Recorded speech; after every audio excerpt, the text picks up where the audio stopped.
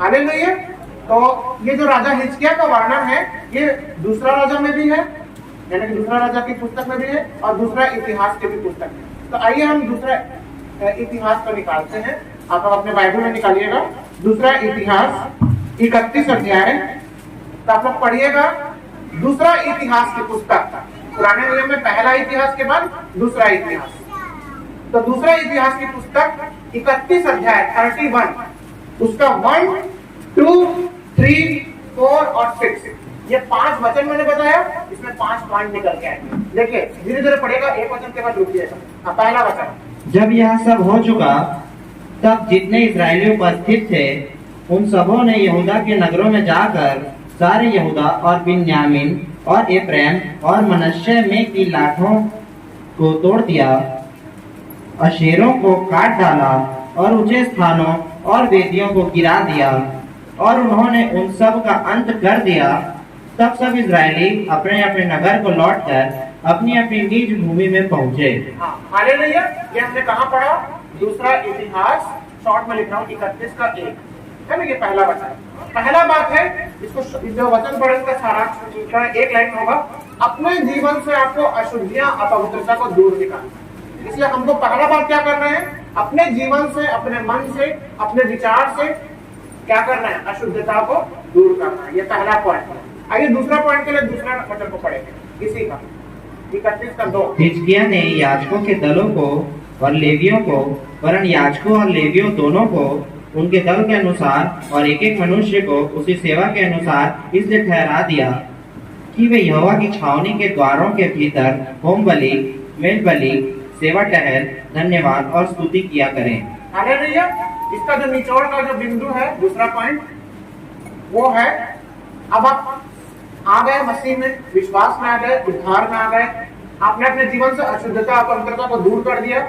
इसके बाद अगला आपको क्या काम करना है? अपनी बुलाहट को पहचानना है। प्रभु मुझे बाकी भीड़ से अलग क्यों किया? दूसरा पॉइंट हमने यहाँ लिखा, आपको अपनी बुलाहट या अपनी सेवा को पहचानना है। ये आपको पास्टर नहीं बोलेगा, प्रभु आपकी बुलाहट को ये बता रहा है। आपको स्वयं पवित्र आत्मा की सहायता से जानना है कि प्रभु मुझे क्यों बुलाया, और उस बुलाहट को पहचान के वैसा काम भी करना। तो ये दूसरा पॉइंट, जिसके लिए दूसरा वचन। अब ये तीसरा पॉइंट के लिए तीसरा वचन है, फिर उसने अपनी संपत्ति में से राजभाग को होम बलियों के लिए ठहरा दिया, अर्थात सवेरे और सांझ की होम बलि और विश्राम और नए चांद के दिनों और नियत समयों की होम बलि के लिए, जैसा कि यहोवा की व्यवस्था में लिखा है। हालेलुया।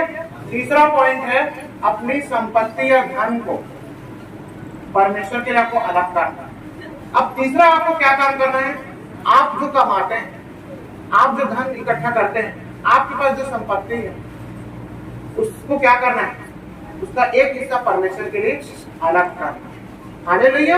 यदि अलग नहीं करते तो आप तीसरे चरण को नहीं पहुंच पा रहे हैं, आप इस दूसरे में ही तक हैं।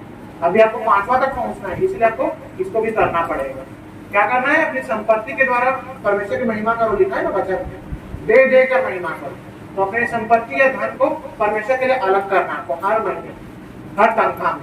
ये हुआ तीसरा पॉइंट। आइए चौथा पॉइंट के लिए चौथा वचन। उसने यरूशलेम में रहने वालों को, याजकों और लेवियों को उनका भाग देने की आज्ञा दी, ताकि वे यहोवा की व्यवस्था के काम मन लगाकर कर सकें। हालेलुया।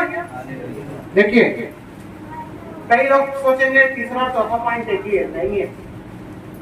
परमेश्वर के लिए अलग करना है वो अलग बात है, कलीसिया में दान दशमांश भेंट में देना वो अलग बात है। हालेलुया। आप दान देते हैं, कलीसिया में दशमांश देते हैं, भेंट देते हैं, वो एक अलग चीज है। और आप परमेश्वर के लिए कुछ हिस्सा अलग करते हैं, वो एक अलग चीज। परमेश्वर के लिए जब अलग करते हैं तो जब कलीसिया में परिस्थिति विपरीत आती है तब यही पैसा काम आता है कि नहीं आता है?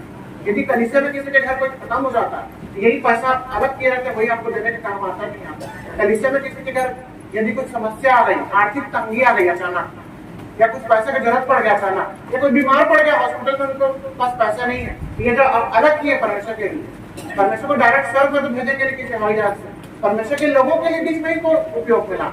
तो ये जो अलग किए वो पैसा वही आपका काम आता। आइए हम 5वां और अंतिम चरण में जाएंगे। इसके लिए 5वां नहीं, इसके लिए आप 6वां हो जाएंगे। जो इस्राएली और यहूदी यहूदा के नगरों में रहते थे, वे भी बैलों और भेड़ बकरियों का दशमांश और उन पवित्र वस्तुओं का दशमांश जो उनके परमेश्वर यहोवा के निमित्त पवित्र की गई थी लाकर ढेर ढेर करके रखने लगे। हाँ, इसका पॉइंट है पहली उपज देकर परमेश्वर की आराधना करना या हर बात में परमेश्वर को साझेदारी बनाना। ये भी अलग है। आपने नया घर खरीदा, आपने नए घर में प्रवेश किया, क्या उसमें आप पास्टर को साझेदारी कर रहे थे? आपको पहला नौकरी लगा, क्या उसमें आप पास्टर को या परमेश्वर को साझेदारी कर रहे थे? कि खुशियां बस अपने संसारिक लोगों के साथ ही मना रहे हैं, पार्टी मना रहे हैं, ये आपको जानना है। यानी कि अपनी हर खुशी में आपको पास्टर और अपने परमेश्वर को साझेदारी बनाना, हिस्सेदारी बनाना, खुशियां बांटना है याजक के साथ। हालेलुया। तो ये 5 क्या है? ये निचोड़ है, निचोड़। ये सार बात है, सारांश है। पहला है अपने जीवन से, अपने मन से, अपने विचार से अशुद्धियां या अपवित्रता को आप दूर कर दीजिए। पहला कदम कलीसिया के लोगों के विश्वासियों का पहला कदम अपने जीवन से अशुद्धियों का दूर कर दीजिए। दूसरा, आप अपनी बुलाहट को, अपनी सेवा को पहचानिए। तीसरा बात, आप हर महीने परमेश्वर के लिए अपने संपत्ति या अपने धन को अलग कीजिए। ये मैं इसको हाथ ही नहीं लगाऊंगा, ये परमेश्वर का। हालेलुया। चौथा पॉइंट, कलीसिया के लिए, अपने याजक के लिए आप दान, दशमांश, भेंट को भी निकालिए। हालेलुया। और आखिरी पॉइंट है, पांचवा बिंदु है या 5वां कदम है, अपनी पहली उपज देकर परमेश्वर की महिमा करें। या इसको ऐसे भी कर सकते हैं कि हर बात में अपने याजक को उस खुशी में साझेदारी या रिश्तेदारी बनाना, अपने याजक के साथ अपनी खुशियां को बांटना। ये है अंतिम पॉइंट।